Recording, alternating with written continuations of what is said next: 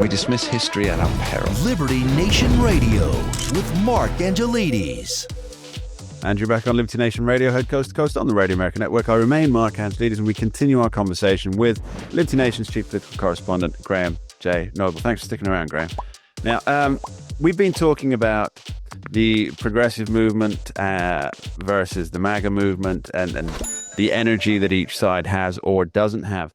And there's something I want to continue on that, is that it seems to me that what's happened is the progressives within the Democratic Party, as you pointed out earlier, that they're a very small minority. They're not even a big minority.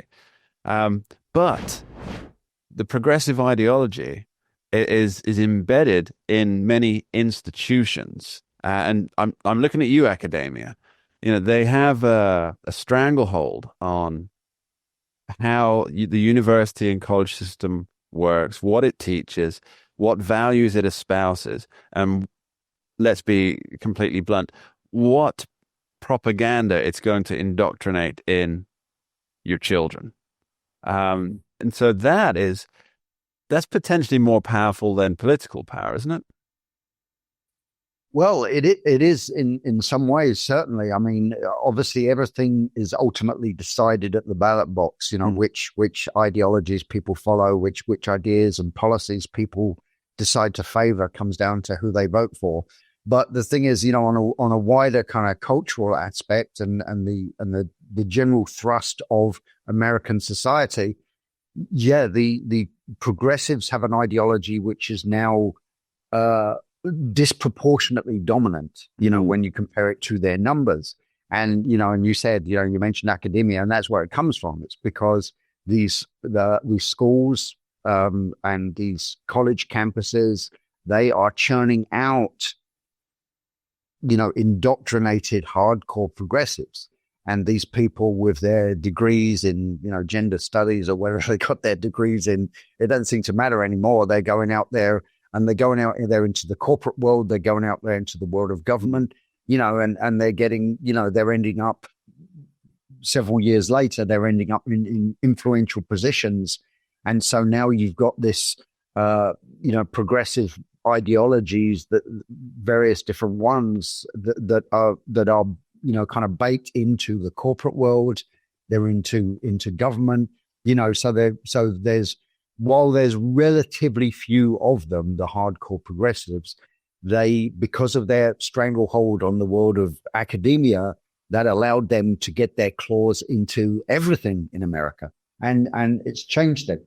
You see it in the entertainment media as well. And I'm not talking about CNN, the entertainment media. I'm talking about like movies and TV. And I can't be alone in this. And I'm sure I'm not a man of, what's the right word? Tender sensibilities, to say the least. But, you know, I don't watch much television or movies in general. But one thing that's sure to stop me watching something is as soon as they start with the speeches, they'll have one good episode, two good episodes. They, oh, this is something I might enjoy. The narrative's good. The story's good. You know, it's telling a fundamental story. They're following the hero journey. I love looking out for that in shows. But then it'll stop. And for some reason, there'll be some kind of speech about something that has no bearing on the story. And it's being put in there because the message has become more important than the medium. It's Jordan Peterson did an interview with Joe Rogan a few weeks ago, and he mentioned something. He talked about something to do with how parasites have attached themselves to various institutions. And he pointed out something just quite interesting, just as an aside. He pointed out that humans, animal species evolved sex to avoid the parasites because it created a divergence of genetic material that couldn't be easily replicated by the parasites that would go on. And he talked about how the parasites, and here he's talking about people who would use an institution's value and an institution's resource for its own good. That's what he means when he's talking about parasites there, I think, for its own benefit. And that's exactly what's happened. They've hijacked television, movies, academia, as you point out, political institutions, and as we've seen in recent weeks, even the judicial system to some degree. Graham, is there a cure for the, I think, is it Dr. Gad Saad calls it the parasitic mind virus? Is there a cure?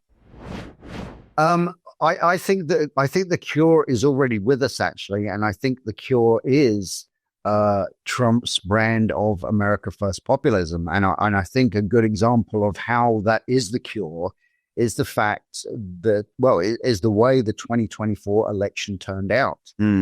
I mean, you know, during the Biden administration, the progressives were really going all out, and they were employing all of their tactics. And you talk about parasites.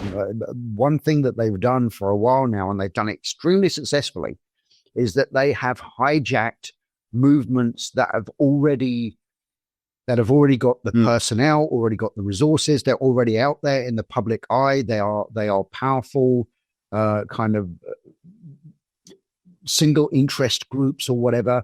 For example, you know, Black Lives Matter. Black Lives Matter was entirely and very quickly hijacked by the progressive movement, to the point where at one time I went to the Black Lives Matter website just out of interest to see what they were talking about, and it was all about transgender rights. And there was almost nothing on there about black people for a while. They kind of changed it back after a while, but for a while, the whole BLM website was about transgender stuff. And they do this. They hijack movements. They hijacked the environmentalist movement. Yeah. You know, they've hijacked all these movements, and that's how they disproportionately wield kind of cultural power and influence, is by hijacking movements that are already in place. And of course, and then they have this bullying tactic, because your average Democrat voter does not go around actually bullying corporations, like, you know, unless you do things our way, we're not going to buy your stuff and that. But the progressives do. And they do this. They invented cancel culture. Look what they did to Tesla. You know, so they're very good about that. But I believe the cure is actually the America First agenda. I think it's the cure. Yeah, well, the evidence seems to point to that. But I wonder if there's not something. I'm wondering if the way to defeat, because, you know, some of these institutions were all once quite respected. Like, you know, your Harvard University used to be one of the top 10 universities in the world. And you have organizations like the national brand of Black Lives Matter actually seem to have some drive about, you know, pushing for equality. And there appeared to be something valuable about it, even if there weren't. But when people don't recognize that, and I don't really like using the word parasites, but it's a good analogy. But let's drop the parasite bit here. But I know what you mean. Yeah. We're not sure. We're not calling these people parasites. We're saying that their behavior is on a kind of a parasitic level. Yeah. Yes. So what you have is people who are looking to take your organization, to take the thing that you've built and the people before you have built and made, let's carry this one along, and made great. That it's been made great by people's hard work and commitment to whatever that particular thing is. And what they're doing is they're coming along and they're co-opting it, and they're using it not for any particular agenda, because this ideology, it's paper thin. It's paper thin. They don't believe it. They're using it for their own personal power, their own personal advancement, and their own personal goals. And until people realize that, you know, you can't let these hijackers in, they're going to take your organization and they're going to use it for something that you will no longer recognize. Graham, final word. Can America's great institutions make a comeback? Well, that's an interesting question. Can they make a comeback? I think ultimately they've got it's a long road. The road to return is a long road, but I think they will start down that road when the finances start to get squeezed just so much that they can no longer bear it. And then maybe I think they'll be on the road back. Yeah, free market economy tends to be the great leveler for all things. Graham J. Noble, thanks ever so much for joining us. It's a pleasure, Mark. Thank you. And that is all we've got time for on this week's edition of Liberty Nation Radio, heard coast to coast on the Radio America Network from our flagship station in the nation's capital, WWRC in Washington, D.C. I've been your host, Mark Angelides.